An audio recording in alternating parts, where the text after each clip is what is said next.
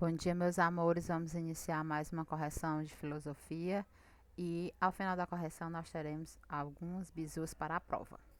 Bem, antes de começar eu queria deixar uma mensagem de sucesso para vocês, né, de paz, que vocês se espelhem, se inspirem em alguém, que vocês sintam-se abraçados por todos nós, que vocês sintam-se acolhidos, mesmo que virtualmente, né? E mantenham o foco, não esqueçam, nós não estamos de férias, né? Então vamos iniciar nossa correção. Primeira questão: o acúmulo de capitais, a modernização da agricultura, a disponibilidade de mão de obra e de recursos naturais e a força do puritanismo ajudam a explicar o pioneirismo na Revolução Industrial. Das opções abaixo listadas, o país que melhor preenche o espaço acima é, né? Então, esse pioneirismo, o momento da Revolução Industrial, ele quer saber qual é o país, né, que está mais encaixado nessa questão de acúmulo de capitais, modernização da agricultura, né, que é a chegada de material, de máquinas, né? Vai chegar logo tudo de uma vez? Não, essas máquinas elas vão chegando aos poucos, né? Então vai se modernizando. A disponibilidade de mão de obra, e essa mão de obra nós podemos enfatizar também que era uma disponibilidade grande e de custo pequeno, né? Porque a mão de obra era barata. E os recursos naturais eram o quê? Amplos campos para se plantar, para se colher.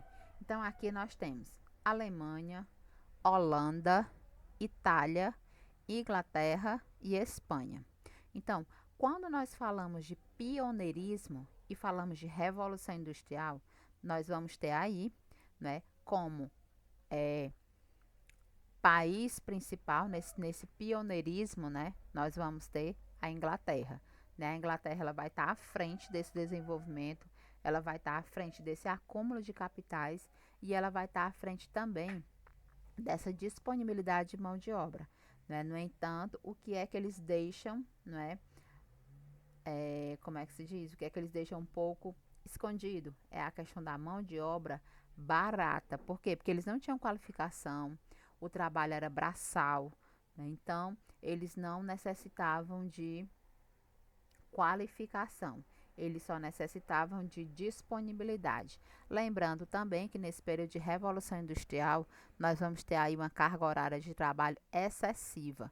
Então, a Inglaterra ela vai ter um acúmulo de capital muito grande por conta da mão de obra barata e a disponibilidade. Né? Nesse período aí, nós tínhamos pessoas que trabalhavam 10, 12, 16 horas por dia. Então, a Inglaterra ela vai estar à frente, por quê? Ela vai estar no topo por conta do acúmulo de capitais. E assim a gente encerra a primeira questão. Na segunda questão, nós temos aí uma questão da Universidade Estadual da Bahia, né, no período do Iluminismo. Iluminismo a gente já vê o quê? Século das Luzes. Início do século XVIII, né, lá no século XVIII, o filósofo Montesquieu defendia. Aí a gente observa, nós temos vários filósofos, né? Nós temos Michel Foucault, que vai ter como foco a loucura. Nós temos Karl Marx, que vai ter como foco o socialismo, né? Karl Marx e Emile Durkheim, que são os pais da sociologia, e onde depois vai ter essa separação sociologia e filosofia. E aí nós vamos ter Montesquieu, que no período do Iluminismo, que é o século das luzes, século na qual as pessoas vão começar a buscar o seu lugar, a buscar os seus direitos, a reivindicar os seus direitos, a ter uma participação maior na política. Então, o que é que o filósofo Montesquieu defendia nesses itens? Nós temos item A, divisão da riqueza nacional. Item B, divisão dos poderes executivo, legislativo e judiciário. Item C, divisão da política em nacional e internacional. Item D, formação de um poder moderador no Congresso Nacional. Item E, implantação da ditadura moderna. Nós vemos o que? Montesquieu ele vai ter como visão, como foco, né? Ele vai defender a questão da busca pelos direitos, e aí nós vamos ter como item correto essa divisão dos poderes, né? Essa divisão ela vai vir em quê? Em executivo, em legislativo e judiciário. É um momento de dividir a política para que cada cargo tivesse o seu foco perante a sociedade, ok? Assim a gente encerra a segunda questão. Na terceira questão, nós vamos ter aí nazismo, né? Que é o período que a gente vai ter nazismo, fascismo. Tem um fenômeno difícil de subentender a análise racional. Sob um líder que falava em tom apocalíptico de poder ou destruição mundial, e um regime fundado numa ideologia absolutamente repulsiva de ódio racial. Um dos países mais cultural e economicamente avançados da Europa planejou a guerra e lançou uma conflagração mundial que matou mais de 50 milhões de pessoas, né? Que ficou conhecido como a Era dos Extremos, né? A Era dos Extremos, a Era do ódio, a Era da cultura de morte. E aí a gente observa o quê? Em linhas gerais, podemos caracterizar a ideologia nazista, né? Como, primeiro de tudo, que esse movimento nazista, nós vamos ter quem à frente, né? Adolf Hitler. Adolf Hitler, ele tinha um ódio racial pelos negros, né? E principalmente os judeus. Então, para ele, quanto mais mortes acontecessem, melhor era. Então, nessa linha de ideologia nazista, a gente vê o quê? A gente vê é, é, um, uma matança exacerbada de pessoas, né? Pessoas caracterizadas da raça negra e principalmente os judeus. Então, a ideologia nazista, ela vai ter como linha geral o quê? Eram estadistas e anticapitalistas. Elas não eram anticapitalistas por quê? Porque elas pregavam muito o poder. E o capital, ele vem muito nessa questão. Marxista e pacifista. Vamos descartar por quê? Marxista, a tendência de Karl Marx era o quê? Nós termos uma sociedade igualitária, né? Então, Karl Marx, para quem sabe, é considerado um dos pais da sociologia, onde ele queria o quê? A não divisão de classe social. Todos nós seríamos todos iguais. Então, a gente já vai descartando. Item C, racista e internacionalista. O item C, ele é uma casca de banana, porque se nós formos analisar somente a tendência de Hitler, né, pessoal, ele era altamente racista. Mas quando a gente fala de ideologia, né, do movimento, que o movimento é o quê? O nazismo, aí a gente não vai ver mais só racismo, a gente já vai ver uma tendência bem maior. Então a gente descarta também o item C, por quê? Porque só é racista? Não, ela é só internacional? Também não. E aí nós vamos ter nacionalista e anticomunista. E item é nacionalista e pluripartidarista. O que é pluripartidarista? Nós vamos ter uma pluralidade de partidos, ou seja, diversos partidos. Nacionalista somente naquele local, né, nacional. Internacionalmente, né, no item que tem no item C, racista internacionalmente, é como se essa tendência do nazismo ela fosse mundial. E o nazismo ele não foi mundial, né? Ele era nacional.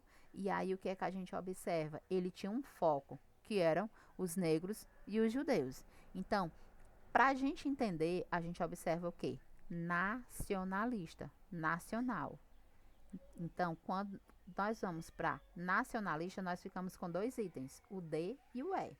Quando nós falamos de pluripartidarista, nós vamos falar de uma divisão de partidos políticos. E nazismo não tinha isso. Então, quando nós entendemos o significado da palavra pluripartidarista, a gente já descarta o item E. E ficamos como item correto o item D.